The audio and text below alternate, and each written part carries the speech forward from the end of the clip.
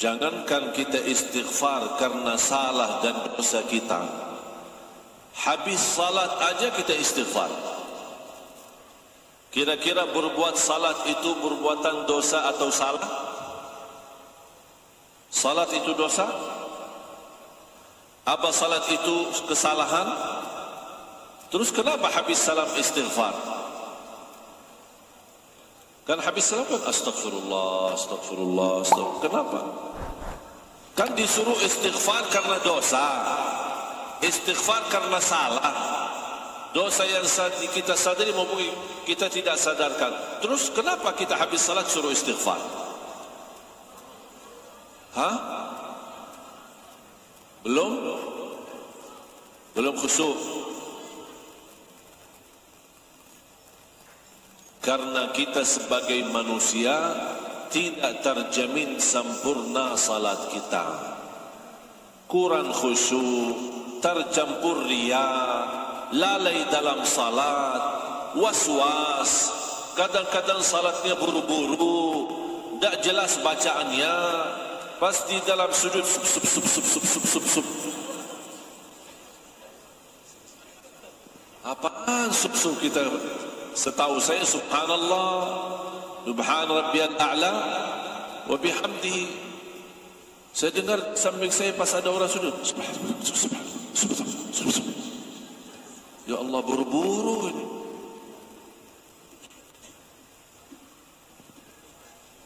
Atau bacaan ini, bacaan ayat-ayat Al-Quran terlalu cepat. Bismillahirrahmanirrahim. Apalagi kalau sir. Kalau jahat masih kita bisa. Kalau sir,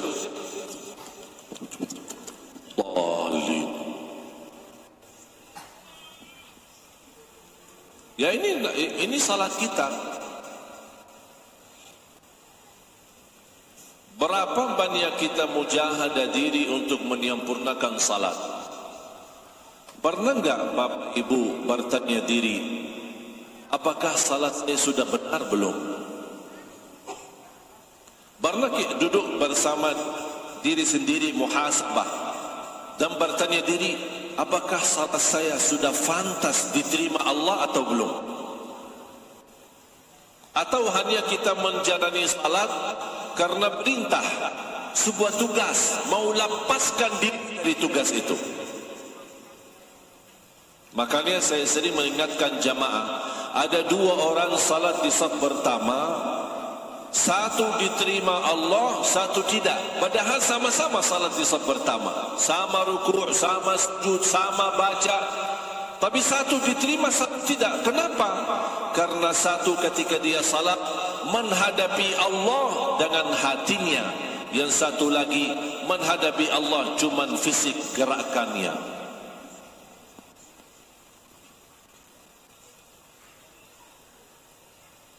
Apalagi kalau kita masuk masjid, melihat orang-orang yang sedang salat sunnah qabliyah atau salat tahiyatul masjid. Coba lihat, pandangin orang, berapa lama salatnya?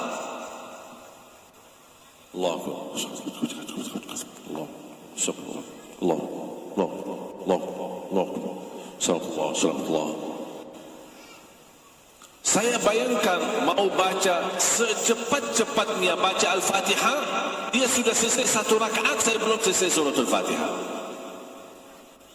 Habis selesai selamat Rasul, ya Allah mohon diterima. Apaan yang diterima?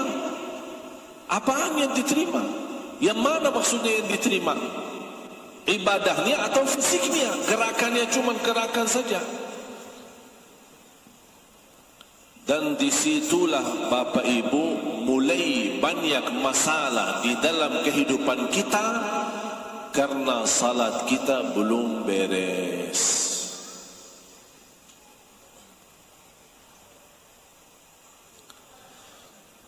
Beda orang yang mendengar panggilan Allah muazzin.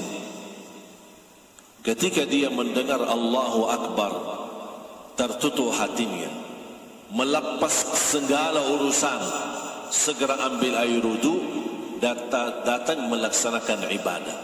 Karena dia merasa panggilan muazzin ini bukan kumandan azan, tapi ini panggilan Allah memanggil saya untuk datang menghadapinya.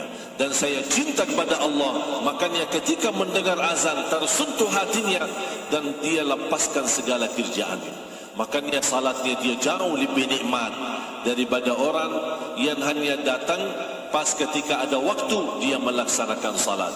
Tapi kalau lagi sibuk, tercepat macet, atau lagi belanja di Tanah Abang, tak apa-apa, nanti aja salatnya.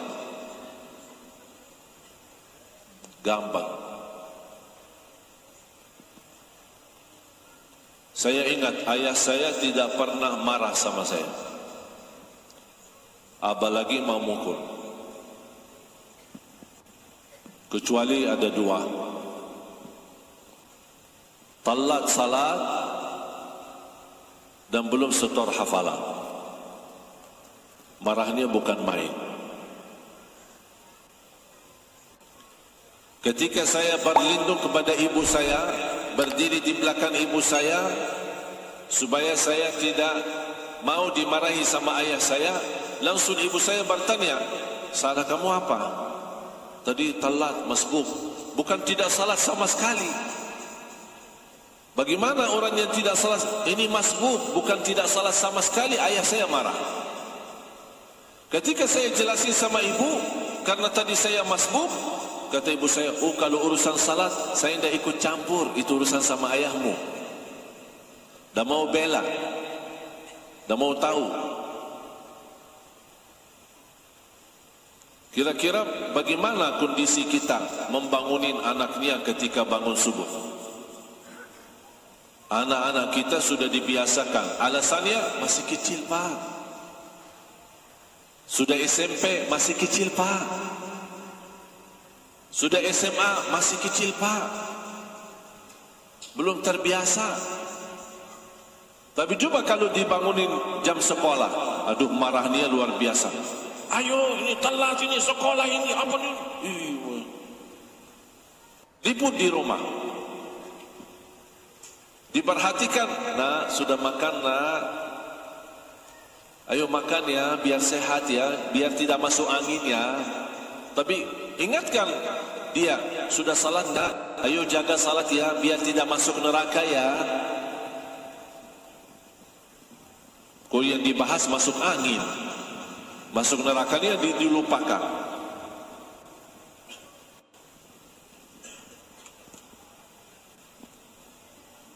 Silahkan Bapak Ibu, saya harap semuanya menuliskan ketika tertimpa musibah atau ujian, kenapa saya diuji? Ada apa?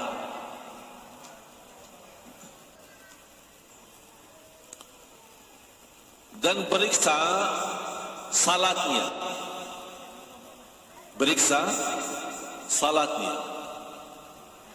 Oh, ternyata sering masbuk, sering tertinggal salat, sering ketiduran salat subuh, sering ketiduran salat isya, capek, habis maghrib tidur, bangun subuh, isya belum. Atau sering jamak tanpa alasan. Kenapa jamak? Karena lagi sibuk belanja. Jadi zuhur tidak bisa dapat waktu. Kapan salat zuhur? Nanti sama asar. Kalau terjadi seperti ini, itulah sebabnya kita diuji.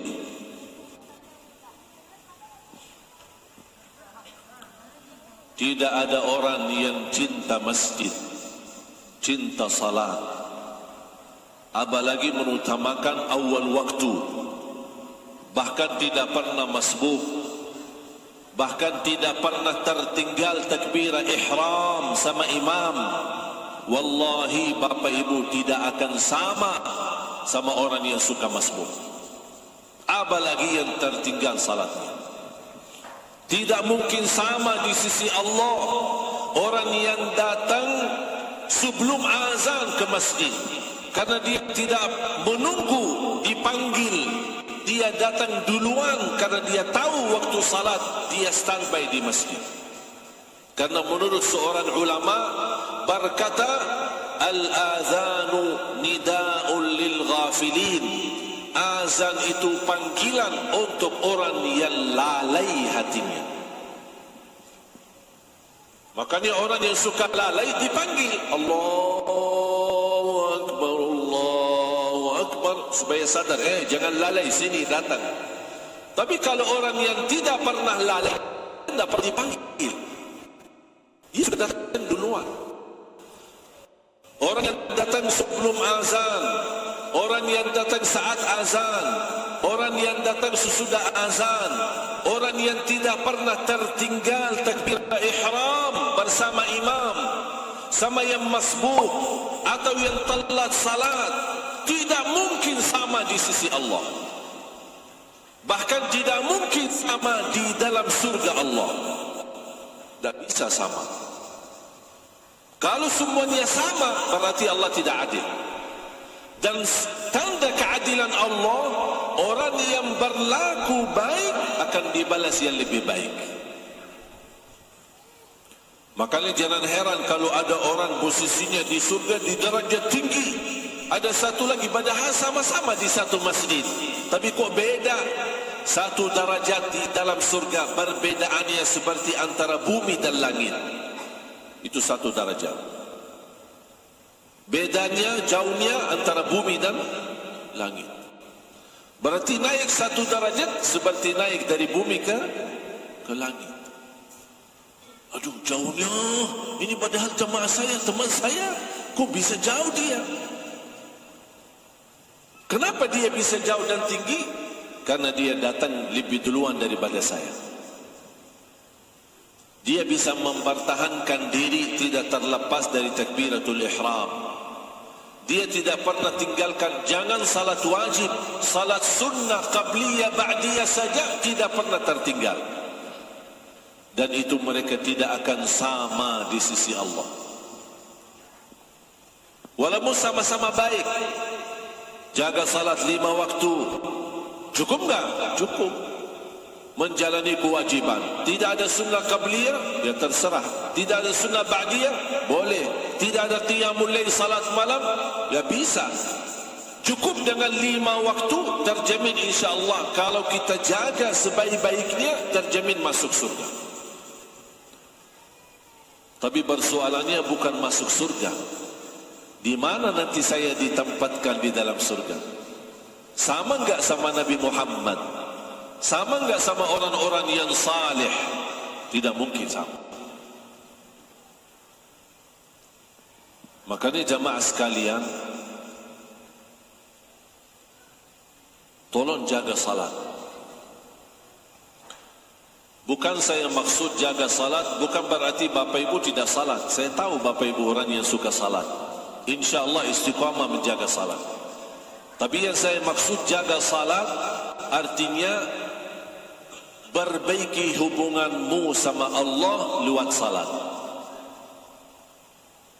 Cuba masing-masing tunjukkan cara yang terbaik kepada Allah dalam salatnya. Misal, ada yang bisa tunjukkan kepada Allah melalui salat, ya Allah, saya mulai hari ini insyaAllah tidak akan terlepas takbiratul ihram bersama imam. Saya tidak mau telat lagi. Ada orang yang bisa menunjukkan yang terbaik, saya tidak akan terlepas daripada salat jamaah. Walaupun bagi wanita tidak wajib salat berjamaah di masjid, tapi pasti tidak akan sama di sisi Allah. Wanita yang selalu mengutamakan waktu salat, tepat waktu di awal waktu, sama wanita yang suka menunda salat seenak-enaknya. Tidak mungkin sama di sisi Allah. Tapi seandainya kalau wanita mendapatkan kesempatan salat berjamaah, dia mendapatkan pahala yang sempurna di sisi Allah. Mulai hari ini saya mohon kita perbaiki diri kita dalam salat. Sunnah qabliyah ba'diyah, salat berjamaah, tepat waktu, jangan menunda-nunda.